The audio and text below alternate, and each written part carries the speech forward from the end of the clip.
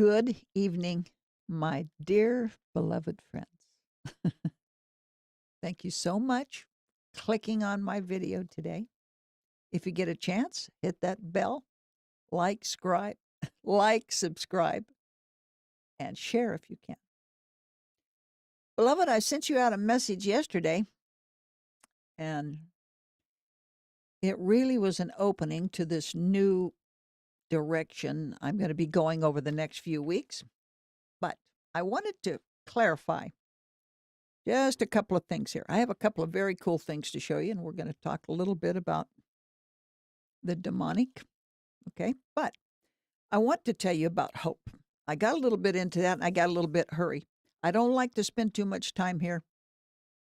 I know it's hard to watch something that's too long, okay?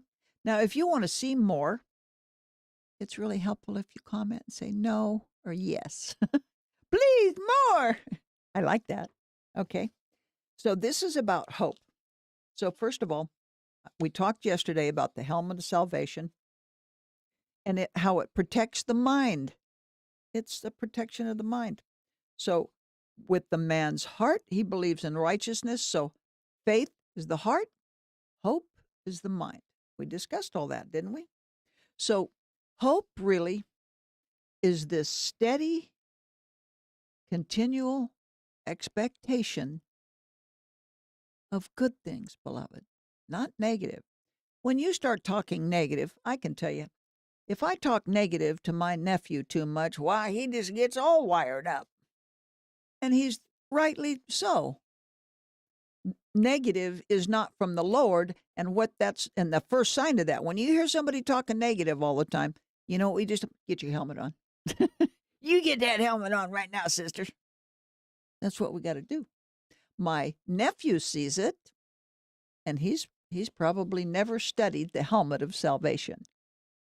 But now I'm going, I got it now. That's not from God. God's not negative, beloved. He gives us wonderful, special things. Watch this. I'm going to show you something here. Watch this real quick. Let's look here. I tried to show you this yesterday, and I didn't have it loaded. Take a look. So, Thessalonians 5:8. But let us, that's me and you and hooty who are of the day, that's the day we look forward to, be sober, I try to be sober, putting on the breastplate of faith, that's our heart, and love. That's our heart, beloved. The breastplate of faith and love. And for an helmet, beloved, our helmet, the hope of salvation. We have hope. Hope is the key. Hope is the mind. The helmet is for the hope of salvation. Now, let me show you this here. I'll just show you this really quickly, okay? If you look at Hebrews 6:17 through 20, and this is the standard version. This is the standard version. So what we really, hang on, let me get the phone. I hate the phone, okay? So this is the standard version. I really prefer King James Version just because I like the poetry of it. But this standard version has a pretty good shot. So watch this. So when God desired to show more convincingly, that's to who? To his heirs. That'd be who? You and I. Of the promise, there it is. He made a promise, okay? When we're kids and dad makes a promise, we want him to keep it. Well, this dad, our Father, is unchangeable. The promise, the unchangeable character of his purpose. So once he makes a promise to us, it's unchangeable. It isn't even possible to change his promise, okay? Here's what he does, beloved. He guarantees it. Look at that. He guarantees it with an oath. God guarantees his promise to us with an oath, so that by two unchangeable things in which it's impossible for God to lie, these things are impossible to change. It is impossible for God to lie. So when he makes a promise, okay, we have something to hold on to. We who have fled for refuge, that would be Pawnee, maybe you, might have strong encouragement. Beloved, encouragement is building. Building what? To hold fast to the hope set before us. The hope, beloved. He made a promise. He guaranteed it with an oath so that we would have hope in our little bitty mind. Okay?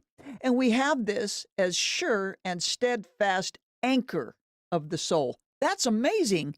That anchors us. That is a literal anchor. So hope is everything. Why would we hope? Because we have a promise that's been guaranteed by an oath. By who? God.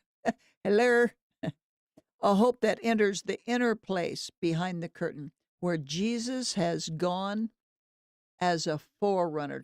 So that's where Jesus went also. That's how Jesus got there.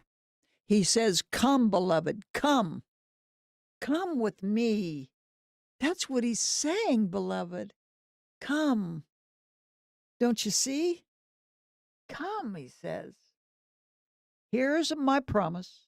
Here's my guarantee. You have my stamp, my oath, the God of the universe, that I will uphold my promise. So we have hope in that. Where's my hope? Well, it's right there. But, beloved, as I told you yesterday, the enemy is continually, we're in war. This is a war. The enemy wants to break that, separate you from the hope. Don't take that helmet off, beloved. You think hope, hope, hope. We do not have a negative God. We have a wonderful, promise-filled God. And he wants us to have hope in him. That pleases him very much, okay? I wanted to share that with you because I tried to get to it yesterday and I got the, whoops, I'm in a hurry. Anyway, I'm going to show you one more thing today. So I've been studying the parables. Parables are secret speaks. So if you want to understand things on a very amazing level, we should really subject ourselves to and entertain ourselves more thoroughly with parables. Parables are like fun little puzzles. And he wanted them to be that way. Why? Because his own will work through them. He wants to see, will you work this puzzle out, Pon? Pon, take a look at that puzzle. You'll have fun. And it's my way, Pon, of letting you see something and find something, a wonderful thing, yet the enemy can't. The enemy can't get to it because no capiche. Okay? Watch this. I'm going to show you something here. This is Matthew. This is Matthew 25. This is the King James Version. I told you I kind of like that one. Watch this. So, this is Matthew. This is the parable of the talents, okay? So, for the kingdom of heaven is as a man traveling into a far country who called his own servants, beloved. So the far country, who called them? Jesus Christ. Who were they? His own servants. And he delivered unto them all of his goods. He said, okay. So, and unto one he gave 5 talents. To another he gave 2, and to another he gave 1. To every man according to his ability. And straightway took his journey. So he took off, and he left his things, his wealth, his stuff with his own servants. Okay? Then he that had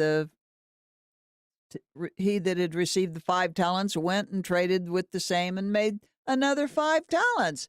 He got 100% increase, didn't he? Yep. And likewise, he that received 2 also gained 2. But he that had received 1 and digged into the earth and hid his Lord's money. After a long time, the Lord of those servants cometh and reckon with him. He came and said, It's old settlers' day, friends. Come on ahead. He called them in, said, Okay. And so he that received the 5 talents came and brought the 5 talents, saying, Lord, you delivered unto me 5 talents, and behold, look at this. I've gained 5 besides the 5 you gave me. Well, his Lord said unto him, Well done, thou good and faithful servant. Thou hast been faithful over a few things. I will make thee a ruler over many things. Enter thou into the joy of the Lord. Amen. So he also that had the 2 talents came and said, Lord, I delivered unto me 2 talents. Behold, I have gained 2 other talents besides them. His Lord said unto him, Well done, good and faithful servant. Thou hast been faithful over a few, and I will make thee ruler over many things. Enter into the joy of the Lord. Then he which had received the 1 talent came and said, Lord, I knew thee that thou art a hard man, reaping where thou hast not sown, and gathering where thou hast not strewn. And I was afraid, and went and hid thy talents in the earth. Lo, there thou hast, that is thine. So here you go. Here's what you gave me. I didn't lose a dime of it. And his Lord answered and said unto him, Now, beloved, I want you to look at this. What did the Lord say to his own servant? I am a servant of the Lord, and you are a servant of the Lord. What did his Lord? Wait a second. This man only had 1 talent because Jesus gave him what he could handle. Jesus gave each one of these gentlemen what they could handle. Not a little more, not a little less, right? So in all honesty, the man who had 5 was no better than the one he had given 2, because they both gained 100%, didn't they? Yes, they both increased.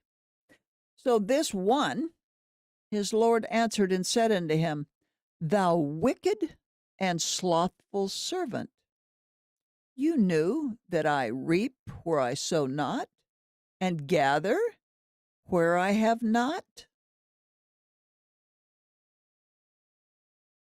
Thou oughtest therefore to have put my money to the exchangers, and then at my coming I should have received my own with usury. You could have at least put it in a bank where I'd get a little interest. Okay? Well, take therefore the talent from him, and give it to him that hath 10 talents. For unto every one that hath shall be given, and he that have abundance.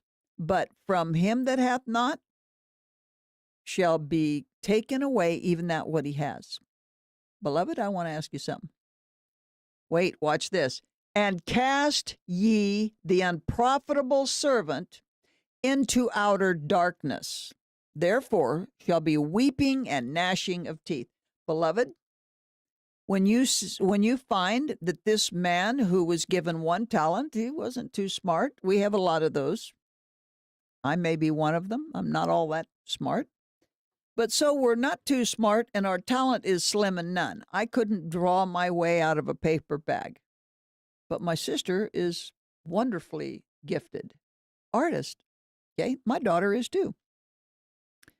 So, but what he's doing is he's going to throw him into outer darkness because he what? What happened here? Not, listen, how about this? How about you can sing and you didn't do it in church? You're going to outer darkness. I gave you a good voice. No, I don't think so, beloved. I don't think so. That's not what Jesus does. What happened here? So another man is really good at building, but he doesn't like to build. He's really good at it, but he doesn't like to build. Is he going into outer darkness, beloved? I don't think so. I don't think so. Watch this. I want you to look closely. Watch this. When he spoke with the man, then he which had received 1 talent came and said, Lord, I knew thee that thou art hard man. Jesus Christ is not a hard man, or he would not have trusted him in the beginning. Reaping where thou hast not sown. So what he's saying is, you've never done anything for your money. He doesn't know what the man did. He doesn't know what Christ did. Christ gave his life. And gathering where you have not sown. Well, so what he's doing is he's accusing, beloved. Beloved, the man with 1 talent is the accuser. He was a servant of the Lord, but he's the accuser. So what are we looking at here? What happened? I do not believe that if I didn't sing because I had a good voice and I didn't do that, I'm going to be thrown in outer darkness. Something's wrong there. This hasn't, who's brought this up? I want to know. Nobody, not anybody I know about, but I'm telling you, I'm bringing it up right now. Right now, what I see is that man was an accuser. There's one accuser. Who is that accuser? Of course, beloved. This is demonic. The 3 servants, 2 did well, increased. They kept their mind covered. They kept their helmets on, but 1 did not. He became what? Afraid. I was afraid. Who's fear? Fear comes from the enemy, beloved. That's the beginning of the demonic takeover. It begins with fear, one thing or another. I'm going to lose this. I'm going to fall. They won't like me, right? This is a demonic takeover. How do we know? Well, because the man is accusing him. He is a great accuser. Well, I can tell you, when you accuse the Lord, you're not going to hold up very well. Number 1, you're a liar. Who's the liar? It's our enemy. It's the enemy. It is a demonic thing that comes in. How does it begin? Fear. It began with him with fear. And I was afraid. So I went and hid the money. So as soon as he got the money, and by the way, a talent is not a small amount. A talent is a fairly large sum of money. Maybe I did something bad. Fear. Jesus says, fear not, beloved. Fear not. He was afraid, so he went and hid the money. Well, nothing will happen to it. I can't. But that wasn't even sufficient. Even if he had done that, he could have hid it in the bank. But who's leading this deal? Beloved, who is leading this show? I hid thy talent in the earth. And guess what? Thou wicked and lazy servant. Thou wicked. See? We're not wicked because we don't use all of our talents. That doesn't make us wicked, beloved. We might be lazy. Nobody likes a lazy. I don't like a lazy person. That's my like button. That my button. But I can tell you what, you don't go to outer darkness over laziness. Okay? Martha, remember that? Martha and Mary. Martha's in there cleaning. Oh, shit. Tell her to come and help me. And he said, oh, Martha, she's laying here at my feet because she chose the better thing. Don't hold that against her, sister. So she thought Mary was lazy. But that doesn't stop Mary from taking in the wonderful, amazing love and the closeness of Jesus Christ. So that wasn't the reason, beloved. We've got to cover our minds, and we've got to understand being the servant of God puts us on what? Say it to me. Front line. It's the front line, beloved. You know what I say? I say keep your armor in place, and you go. Okay? All right, so I'm really learning quite a lot going through this very specific study, but I've never seen anyone point that out, but I think it's important to look over. Beloved, I thank you so much for coming. Really appreciate it. Can't tell you. You know, I'd really appreciate it if you make some comments. Comments are neat. I like to read them. Then I kind of like, oh, goody. It's a goody for me. I appreciate it. And by the way, just in case you forgot, I'm Mama. And beloved, these are my chronicles. Good night.